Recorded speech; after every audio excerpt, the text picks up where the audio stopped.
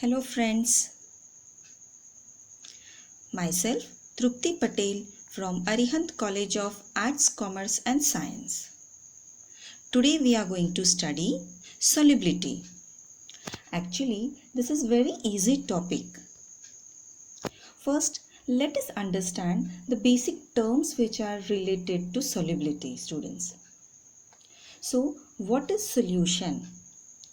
The solution is a homogeneous mixture of two or more pure substances. Now there are two terms related to solution. First one is solute, second is solvent. You can see in the diagram. So solute plus solvent gives you solution. Then what is solute? The material present in the smaller amount in the solution is called as solute. Solvent. Then what is solvent?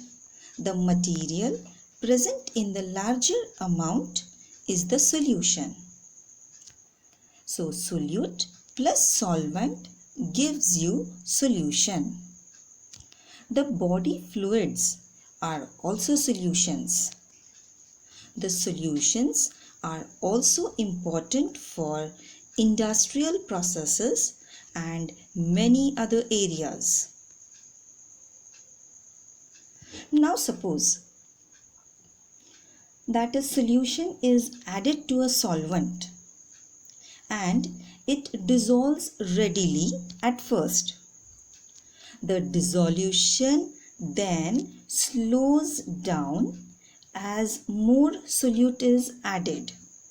Now here students, we know that solute plus solvent gives you solution. And now we are going to add solute. Now if we continue the addition of solute, the dissolution stops. So the solution at this point is said to be saturated. And a dynamic equilibrium is reached where the number of solute molecules leaving the crystal to pass into the solution is equal to the number of returning from the solution to the crystal. Now here you can see solute plus solvent gives you solution. Slightly there is an overlapping, students.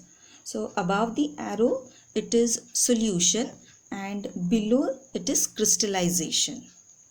So in short we can say saturated, the meaning of saturated is no further dissolution is possible. So a saturated solution contains maximum amount of solute dissolved in a given amount of solvent at a given temperature. A solution containing greater than the equilibrium amount of solute is said to be supersaturated solution, and such solutions are unstable. The precipitation occurs by the addition of tiny crystals of solute, and the supersaturated solution changes to saturated solution. Now let us study what exactly the solubility means and which factors affect solubility. The solubility of a solute in its amount per unit volume of saturated solution at a specific temperature. The solubility of a solute is its maximum concentration and it is expressed in the concentration units, mole, liter inverse. Now let us study the factors. So students, which are the factors? The first is the nature of solute and solvent. Second, effect of temperature on solubility. And third, effect of pressure on solubility. Let us study each in detail. First, nature of solute and solvent. So, does the nature of solute and solvent affects the solubility? Let us study. Compounds with similar chemical character are more readily soluble in each other than those with entirely different chemical characters. Now here we can say that like dissolves like. Thus, substances having similar intermolecular forces are likely to be soluble in each other. Generally, polar solutes dissolve in polar solvents. Now, this is because solute solvent and solvent interactions are all of similar magnitude. Students, here solute solvent and solvent examples we have studied in the starting of the chapter. Now the example for this we can study is NaCl, that is sodium chloride, dissolves in water. So the strong ion dipole interactions of Na plus and Cl minus ions with water molecules. There is hydrogen bonding between water molecules and ion-ion attractions between Na plus and Cl minus ions are comparable. Another example we can quote is sugar dissolves in water. The dissolution of sugar in water is due to intermolecular hydrogen bonding between sugar and water. Here students, just observe the diagram. You will understand very easily. Second, effect of temperature on solubility. Solubility of substance changes with temperature, which depends on enthalpy of solution. Example, KCl. KCl dissolve in water by endothermic process, that is absorption of heat. Solubility of the substance increases as we increase the temperature by adding heat to the system. This is given by, it is actually according to Le Chatelier principle. So addition of heat causes a stress on saturated solution, and this stress favors endothermic process. When the substance dissolves in water by an exothermic process, its solubility increases. This is actually when the substance dissolves in water. This is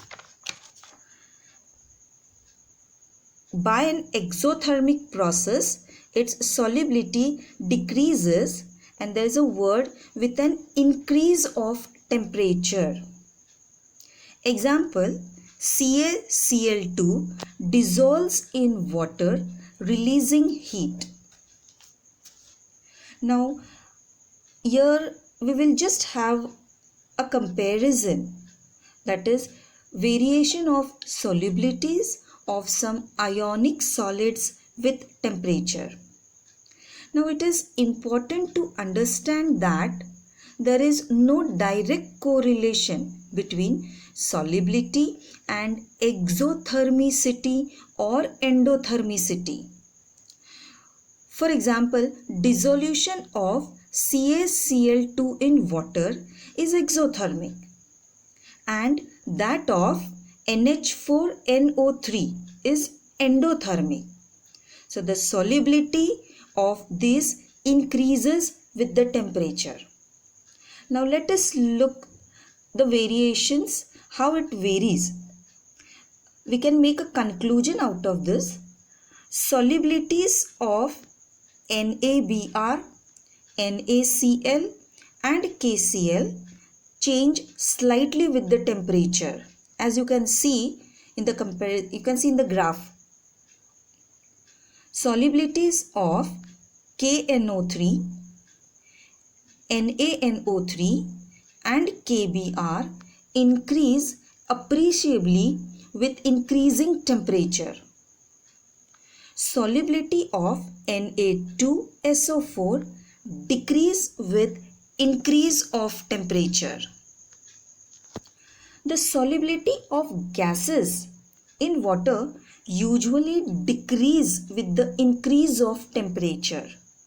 When gases are dissolved in water, the gas molecules in liquid phase are condensed. The condensation is an exothermic process. The solubility of gases in water must decrease as the temperature is raised. The third is effect of pressure on solubility. Pressure has no effect on the solubilities of solids and liquids as they are incompressible. However, pressure greatly affects the solubility of gases in liquids. The solubility of gases in water must decrease as the temperature is raised. The solubility of gases increases with the increasing pressure. The quantitative relationship between gas solubility in a liquid and pressure is given by Henry's law. So let us study what is Henry's law. It states that the solubility of a gas in a liquid is directly proportional to the pressure of the gas over the solution. S is directly proportional to P, where S is the solubility of gas and P is the pressure of gas. Thank you.